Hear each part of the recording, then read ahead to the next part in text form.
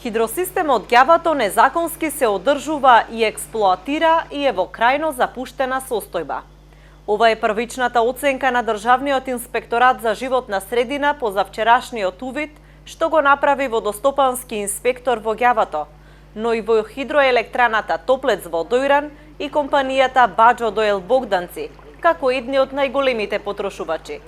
Инспекторатот наведува дека не ја добиле потребната документација од раководителот Јован Попов и хидроелектраната, па чекаат да им ја достави Министерството за животна средина, зашто вчера испратиле и официјален допис за да се заврши инспекцискиот надзор и да видат дали законски или незаконски се постапува.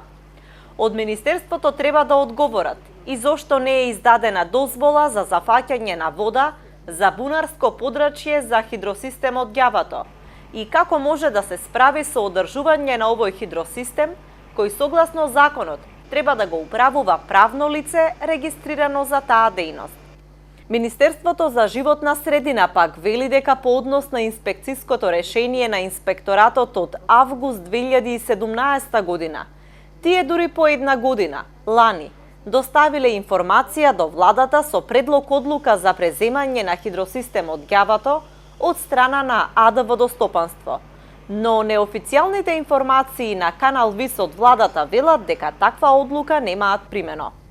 Инспекторите утврдиле дека земјоделските задруги, Агро Богданци и Баџо наводнуваат од овој хидросистем, а останатите приклучоци не можеле да ги утврдат бидејќи дивите приклучоци на цевката се покриени со земја и не се видливи.